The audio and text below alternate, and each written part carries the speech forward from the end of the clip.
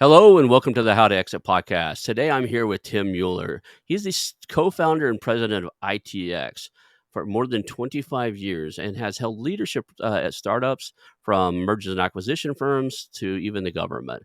I want to thank you today for being on the show. This is kind of an exciting show for me, and we'll get to that in here in a minute, but thank you for being here today. Good to be here with you, Ron, and big fan of your show. I've been watching it for a long time, and some of the people you've had on have been really instructional for this industry. Let's just jump right into that. What is ITX and what do you guys do? Yeah, Ron. Well, we were founded 25 years ago, so this is our 25th anniversary. Have completed over 225 technology deals, and we only focus in on the IT sector. Those deals are typically less than 30 million in transaction value, so not to be confused with companies that are under 30 million in revenue, because we've sold $200 million companies that might be more hardware sales that will sell for less than 30 million. But we really specialize in that smaller mid-market space. And we could proudly say that we've done and are doing more deals in this space than anybody on the globe. And our specialties really go into cybersecurity, managed services programs, as well as vendor relationships, Microsoft, Oracle, Salesforce, ServiceNow. And these are typically integration firms that take either pre-existing software and integrate it, or they might be companies that are software as a service that have launched and are very viable, growing businesses that are seeking to exit. In relation to what they've been in the last 12 months or the last 18 months, there's that sense it's going to go up and it's going to impact purchasing powers. What do you see that that's going to do to this whole space? Well, there are a couple of things that happen. So the Fed is trying to control inflation, so they've been ratcheting up interest rates.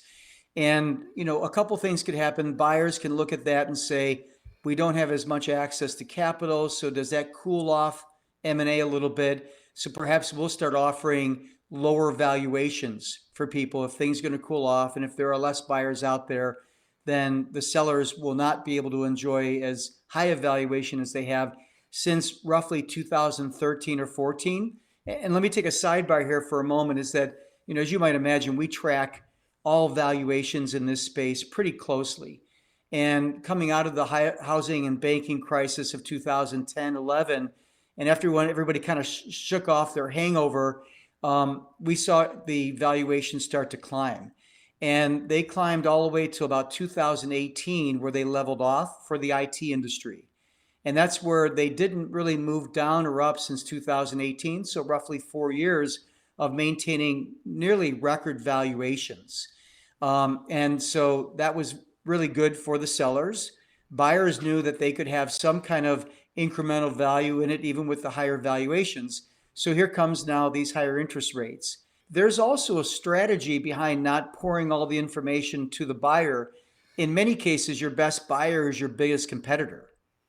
And so our belief and our philosophy is that the buyers need to earn the right to get more information, meaning we want to show a commitment, we want to show genuine interest from the buyer before you start opening, your books up and showing everything about your strategy, your customer base, your employee certifications.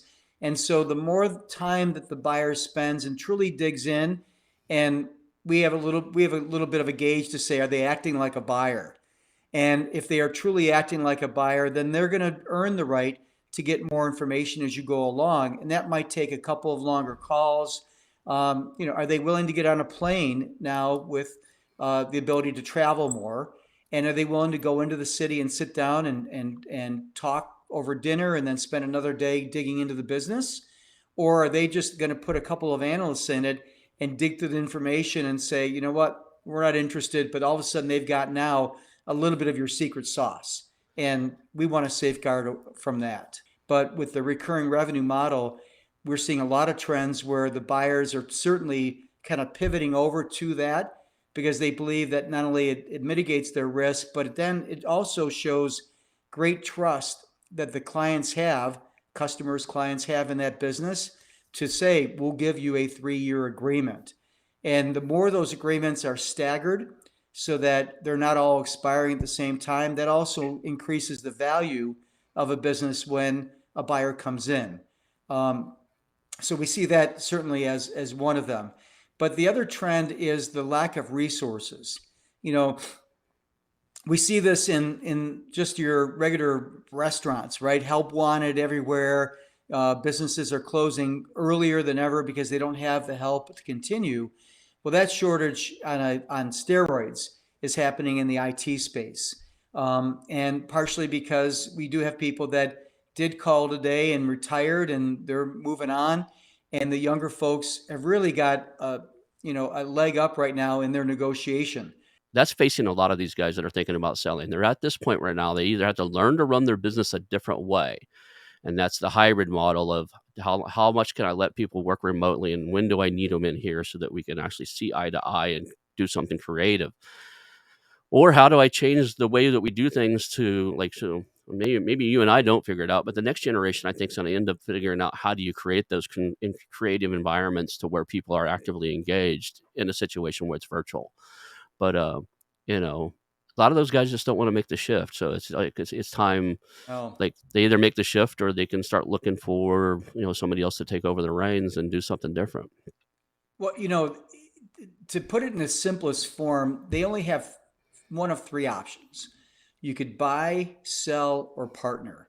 Mm. Growing organically any longer past a certain startup stage is just not feasible anymore because the competition, everything is accelerating. A lot of the guys in the IT space don't have the depth and breadth to offer a lot of services.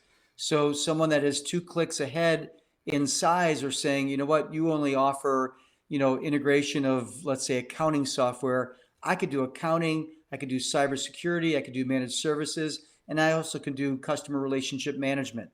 And so, who do you want to go to if prices are the same, but you know that you can go to a one stop shop and either have one throat to choke or one hand to shake, depending on how you look at it?